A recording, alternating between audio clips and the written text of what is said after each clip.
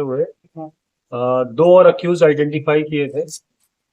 कल तक हमको लग रहा था 6 अक्यूज है, लेकिन आज जो कल 5 पकड़े थे उनकी इंटरोगेशन की गई, तो उससे पता चला कि 7वां अक्यूज भी था एक, तो उसको भी आइडेंटिफाई किया, और जो छठा अक्यूज जो कल एक्सकॉन्डिंग था उसको भी अरेस्ट किया और 7वें को भी अरेस्ट किया।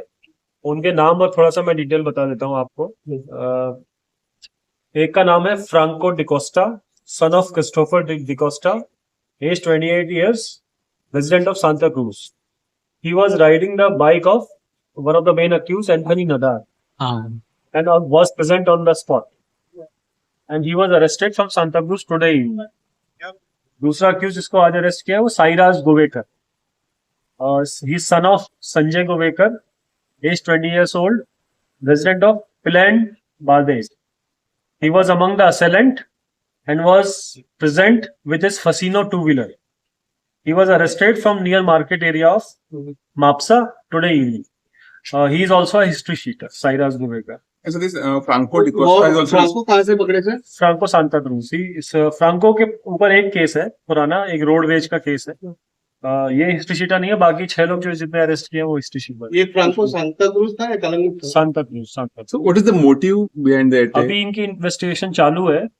इनका इंटरोगेशन कल रात में भी किया गया था, और आज हमको 5 दिन का पुलिस रिमांड मिला है। बाकी 5 अक्यूज को हमने आज प्रोड्यूस किया था।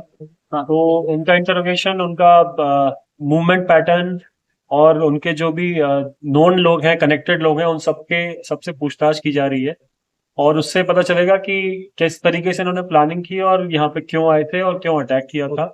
इनकी बाइक्स, टू व्हीलर, इन सबको भी हम रिकवर करेंगे। तो वो हमने आइडेंटिफाई कर लिया है कौन कौन सी बाइक्स यूज हुई थी, टू व्हीलर्स यूज हुई थी। वेपन ऑफ ऑफेंस क्या था जो वीडियो में दिख रहा है, वो भी रिकवर करने के प्रयास जारी है, तो वो भी हो जाएगा। और इनका मोबाइल फोन वगैरह जो भी इन्होंने यूज किया है, स्पॉट पे किसी ने वीडियो रिकॉर्ड किया है, तो वो भी पता चल गया किसने वीडियो रिकॉर्ड किया है। तो वो हम आइडेंटिफाई कर रहे हैं कि वो मोबाइल फोन कहाँ पर है। तो ये सारी चीजें हम बहुत ही तेजी के साथ और पूरे डेडिकेशन के साथ इस केस में लगे So हुए। was it a सुपारी वेपन में क्या क्या थे? वेपन में अभी तक वायर का लग रहा है, केबल वायर का यूज किया गया है। और कुछ नाइफ नाइफ का अभी कोरोबरेट नहीं हो पाया है, ऑल्दो इनिशियली कंप्लेनेंट का कहना ये है। बाकी हम और पूछताछ करेंगे तो हो सकता है ये बात सामने आ जाए। विक्टिम का कहना है कि गन भी था उसके साथ। अभी तक हमको बाकी चीजों से समझ में नहीं आया, बट स्टिल इन्वेस्टिगेशन चालू है इस बारे में। So was it a contract सुपारी?